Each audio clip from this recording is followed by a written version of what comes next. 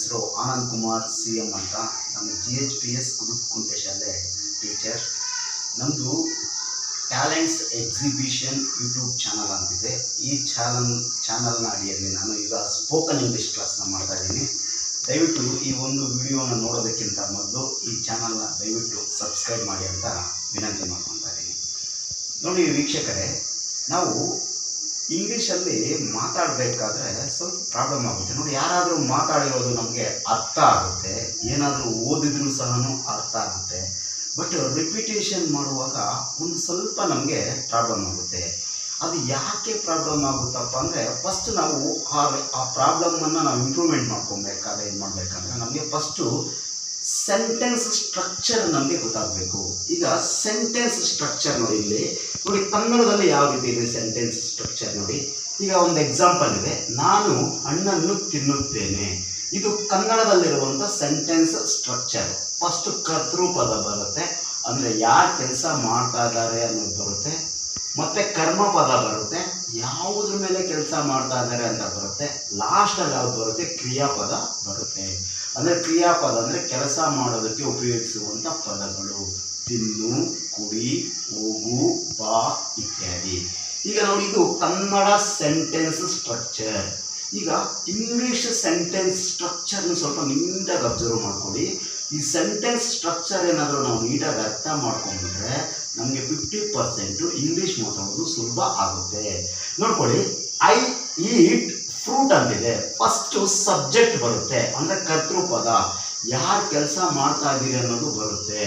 ಇದು ಇಂಗ್ಲೀಷಲ್ಲಿ second part ಯಾವ್ದು ಬರುತ್ತೆ ಅಂದರೆ ವರ್ಬ್ ಬರುತ್ತೆ. ಇದನ್ನ ಪ್ಲೀಸ್ ನೀಟಾಗಿ ಜ್ಞಾಪಕ ಇಟ್ಕೊಳ್ಳಿ. ಸೆಕೆಂಡ್ ಪಾರ್ಟ್ ವರ್ಬ್ ಬರುತ್ತೆ.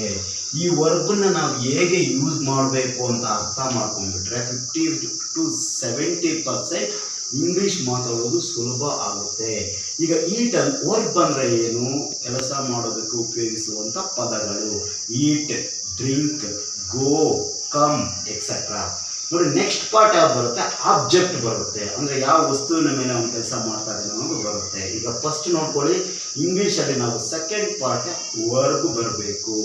I drink coffee, I go to town. ನೋಡಿ, ಗೋ, ಡ್ರಿಂಕ್ ಅನ್ನೋದೆಲ್ಲ ಆಗುತ್ತೆ ಸೆಕೆಂಡ್ ಪಾರ್ಟಲ್ಲೇ ಬರುತ್ತೆ. ಇದು ಇಂಗ್ಲೀಷ್ ಸ್ಟ್ರಕ್ಚರು.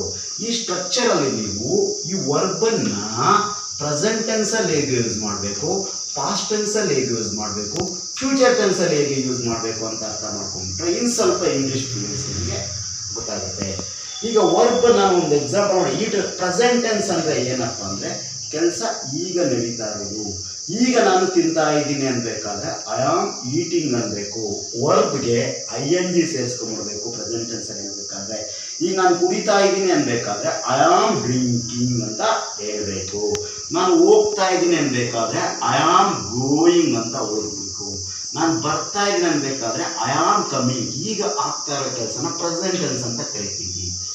ತುಂಬ ಸ್ವಲ್ಪ ಕಾನ್ಸಂಟ್ರೇಟ್ ಮಾಡಬೇಕಾಗಿರೋದೇನಪ್ಪ ಅಂದರೆ ಪಾಸ್ಟ್ ಟೆನ್ಸ್ ಅಂತ ಹೇಗೆ ಯೂಸ್ ಮಾಡಬೇಕು. ನೋಡಿ, ನಾನು ತಿಂತಾ ಇದ್ದೀನಿ ಅನ್ನೋದನ್ನು ಈಟಿಂಗ್ ಅನ್ಬೇಕು. ನಾನು ಆಗೋಗಿರೋದನ್ನ ನಾವು ಈಟಿಂಗ್ ಅನ್ನಂಗಿಲ್ಲ, ಅದನ್ನ ಪಾಸ್ಟ್ ಟೆನ್ಸಲ್ಲಿ ನಾವು ಯೂಸ್ ಮಾಡಬೇಕು. ನೋಡಿ, ನಾವು ಎಕ್ಸಾಮಲ್ಲಿ ಕಟ್ ಮಾಡಿರ್ತೀವಿ ಪ್ರೆಸೆಂಟ್ ಟೆನ್ಸು, ಪಾಸ್ಟ್ ಟೆನ್ಸು. ಈಟ್ಗೆ ಏಟು, ಕಮ್ಗೆ ಕೇಮು, ಗೋಗೆ ಬೆಟ್ಟು, ಈ ರೀತಿ ಬಾಯಟ್ ಮಾಡಿಕೊಂಡು ಎಕ್ಸಾಮ್ ಬರೆದ್ಬಿಟ್ಟು ಹಂಗೆ ಮರ್ತೋಗ್ಬಿಟ್ಟಿರ್ತೀವಿ. ಆ ಸಿಚುಯೇಷನ್ ಬಂದಾಗ ನಾವು ಅಡಾಪ್ಟ್ ಮಾಡ್ಕೊಬೇಕು, ತುಂಬ ಇಂಪಾರ್ಟೆಂಟು. ಈಟ್ಗೆ ಪಾಸ್ಟ್ ಟೆನ್ಸ್ ಏನು, ಏಟ್, ನಾನು ಹಣ್ಣನ್ನು ತಿಂದೆ. ನೋಡಿ, ಐ ಏಟ್ ಫ್ರೂಟ್ ಅನ್ಬೇಕು. ಪಾಸ್ಟ್ ಟೆನ್ಸ್ ಅಂದರೆ ಏನು, ಕೆಲಸ ಆಗೋಗಿರೋದು ಹೇಗೆ ಯೂಸ್ ಮಾಡಬೇಕು ಅಂತ. ಈಗ ನೆಕ್ಸ್ಟ್ ನೋಡ್ಕೊಳ್ಳಿ, ಐ ಡ್ರ್ಯಾಂಕ್, ನಾನು ಕಾಫಿ ಕುಡಿದೆ. I drank coffee. I drink coffee ಅನ್ನೋಂಗಿಲ್ಲ, ಐ ಡ್ರ್ಯಾಂಕ್ ಕಾಫಿ. ನಾವು ಪ್ರೆಸೆಂಟ್ ಟೆನ್ಸು, ಪಾಸ್ಟ್ ಟೆನ್ಸ್ನ ಸ್ವಲ್ಪ ನೀಟಾಗಿ ಅರ್ಥ ಮಾಡ್ಕೊಬೇಕು. ಇನ್ನು ಫ್ಯೂಚರ್ ಟೆನ್ಸ್ ಅಂದರೆ ಕೆಲಸ ನೆಕ್ಸ್ಟ್ ಆಗೋದು. ಕೆಲಸ ನೆಕ್ಸ್ಟ್ ಆಗೋದನ್ನು ನಾವೇನಾದರೂ ಯೂಸ್ ಮಾಡ್ಕೊಬೇಕು ಅಂದರೆ ವರ್ಬ್ಗೆ ವೆರಿ ಸಿಂಪಲು, ವಿಲ್ ಅಂತ ಸೇರಿಸ್ಕೊಂಡ್ಬಿಟ್ರೆ ಸಾಕು. I will eat, wait please, I will eat, ಸ್ವಲ್ಪ ಕಾಯಿ, ನಾನು ಆಮೇಲೆ ತಿಂತೀನಿ. Wait please, I will drink. ನೋಡಿ, ವರ್ಬ್ಗೆ ವಿಲ್ ಸೇರಿಸ್ಕೊಂಡ್ರೆ ಫ್ಯೂಚರ್ ಟೆನ್ಸು ಬರುತ್ತೆ. ಈಗ ನೀವು ಮಾಡಬೇಕಾಗಿರುವಂಥ ಕೆಲಸ ಏನಪ್ಪ ಅಂದರೆ, ಈಗ ನಾನು 2 ವರ್ಬನ್ನು ಹೇಳ್ಕೊಟ್ಟಿದ್ದೀನಿ. ಈ ಒಂದು 2 ವರ್ಬನ್ನು ನೀವು ಸ್ವಲ್ಪ ಪ್ರಾಕ್ಟೀಸ್ ಮಾಡ್ಕೊಬೇಕು. ಗೋ ಮತ್ತು ಕಮ್ಮನ್ನು ನೀವು ಪ್ರಾಕ್ಟೀಸ್ ಮಾಡ್ಕೊಳ್ಳಿ. ಗೋ ಹೇಗೆ ಯೂಸ್ ಮಾಡಬೇಕು, ಪ್ರೆಸೆಂಟ್ ಟೆನ್ಸಲ್ಲಿ ಯೂಸ್ ಮಾಡಬೇಕು, past tens, future tens. Go, going, will go, sorry going, vent, will go. ಓಕೆನಾ?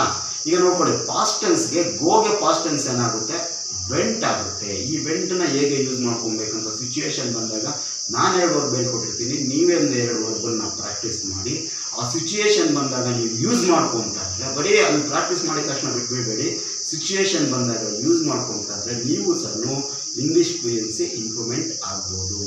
ಇದಕ್ಕೆ ಇಲ್ಲಿವರೆಗೂ ವಾಚ್ ಮಾಡಿದ್ದಕ್ಕೆ ತುಂಬ ಧನ್ಯವಾದಗಳು. Thank you very much.